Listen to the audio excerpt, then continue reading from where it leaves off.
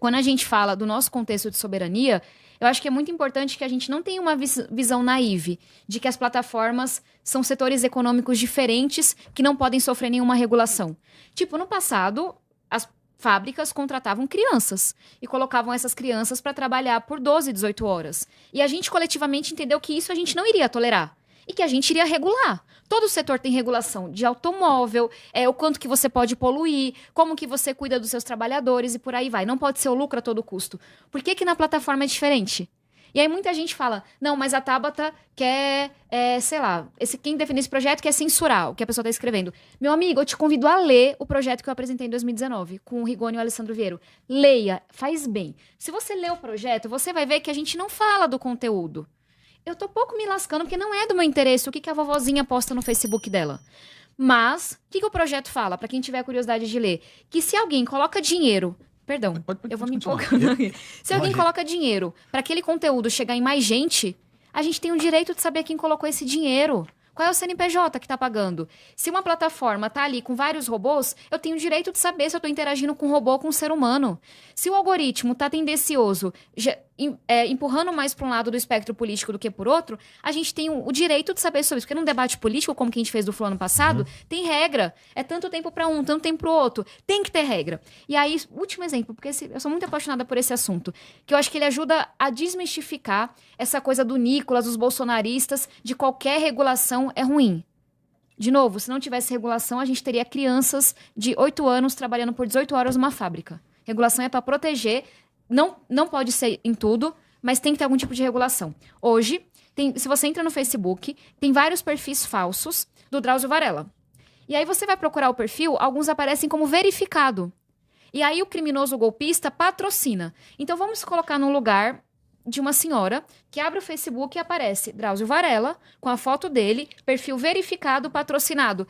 É claro que ela vai acreditar.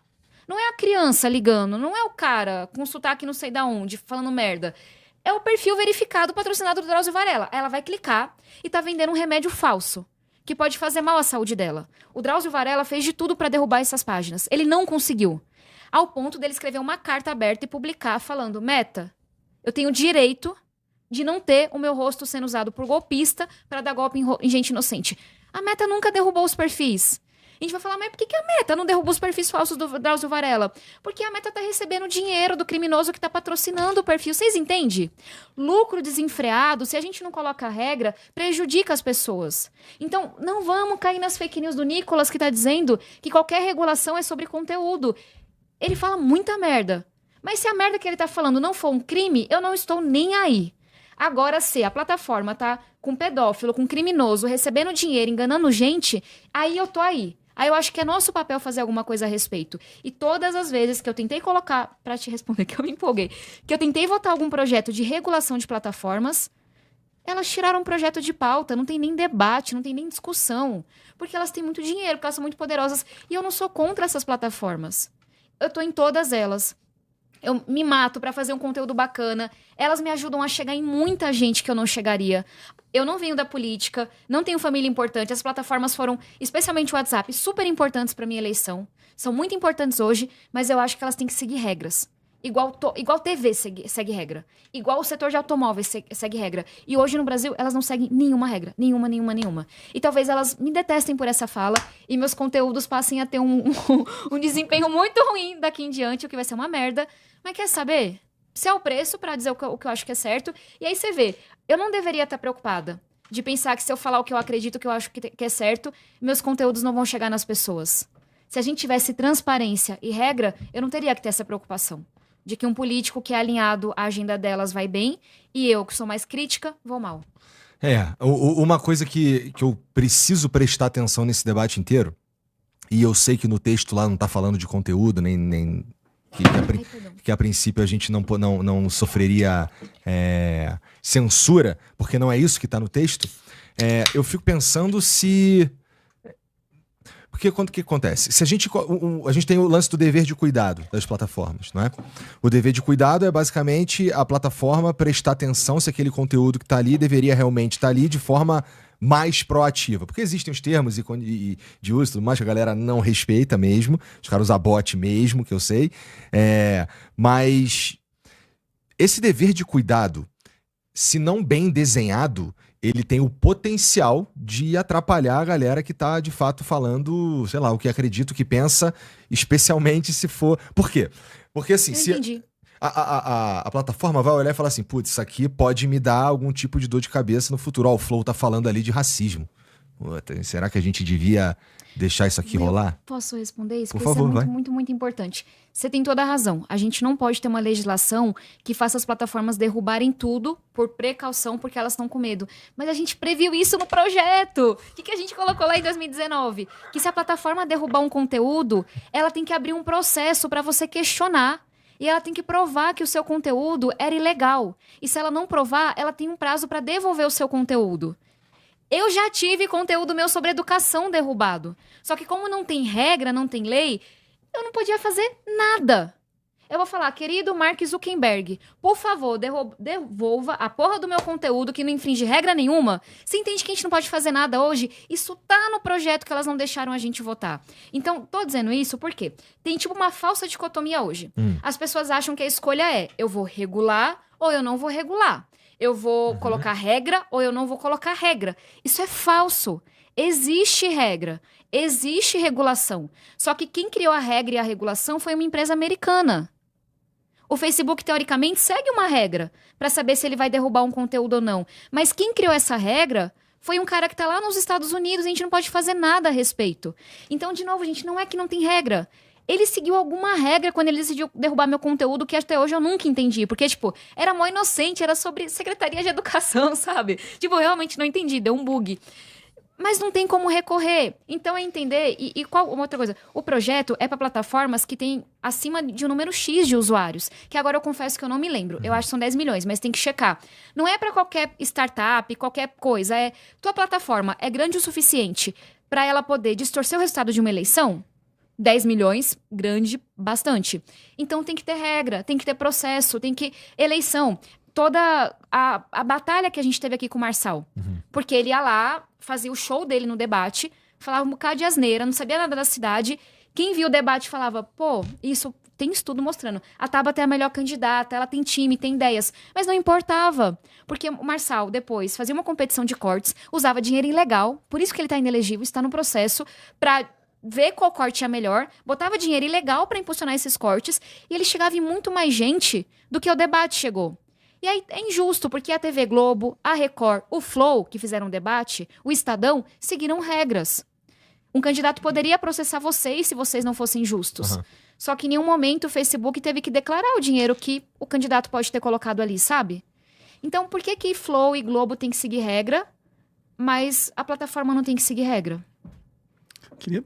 Posso só tentar aprofundar um pouquinho mais a reflexão? Sei que a gente não tem resposta, né? Você provavelmente luta contra isso, mas também não tem um caminho fácil. Quando você falou, obviamente, quando você não tem regra, a regra é deles, né? Então o Estado Nacional tem que ter uma regra para que eles sigam. Mas quando a gente sai de novo para esse cenário, você viu que a União Europeia criou várias restrições às Big Techs e está sendo frontalmente atacada pelo Donald Trump, né? Justamente porque elas regularam as Big Techs. Elas perdem lucro quando que elas têm perdem que seguir dinheiro e regra. tal. Você está prejudicando as minhas empresas, né? As empresas americanas. Então a gente sabe que, novamente, não existe caminho fora da política. Mas você ainda é minoria na nossa política e no nosso Congresso Nacional, é a minoria. Infelizmente, é meio que um ciclo vicioso, né? Só para a gente ser maioria, pessoas com a sua visão seja a maioria no Congresso, a gente depende também desse poder de comunicação das redes, né? Que está na mão deles. Então fica aquele negócio que vem primeiro o ovo, a galinha. A gente não consegue regular as Big Techs porque elas não têm esse interesse. E para a gente conseguir regular, a gente tem que eleger políticos bons para que regulem. Mas para eleger político bom, a gente tem que estar nas redes também. Como é que a gente, pelo menos é a minha luta diária, o Igor sabe disso, assim, de tentar comunicar e chegar nas pessoas, nos eleitores, nas pessoas mais simples, para que elas consigam enxergar, né, que o Estado Nacional está sendo atacado, a população toda está sendo atacada, está sendo enganada, né, pelos algoritmos que nos colocam dentro de bolhas, né, para acreditar naquilo que eles querem que a gente acredite, e no final das contas eles estão influenciando a política toda em benefício próprio. Você, enquanto política e comunicadora, como que você vê que seria, né, um caminho em que a gente conseguiria se livrar dessas amarras? Veja, não é fácil, o futuro é lindo, mas até chegar lá a gente vai quebrar um pouco a cara. E como é que a gente chega? Eu acho que, pelo menos pra mim, né, tem o Ariano Suassuna, que é uma super referência pra mim, tem uma frase dele que eu repito todo dia. Tipo, eu tô virando chata, que o otimista é um tolo, o pessimista é um chato, eu sou uma realista esperançosa. A realidade é dura, mas eu tenho muita esperança. Por quê? Porque eu já vi momentos em que a sociedade mudou de opinião à revelia contra os interesses da classe econômica dominante. Alguns exemplos. A gente está agora numa batalha gigantesca para aprovar a reforma do imposto de renda.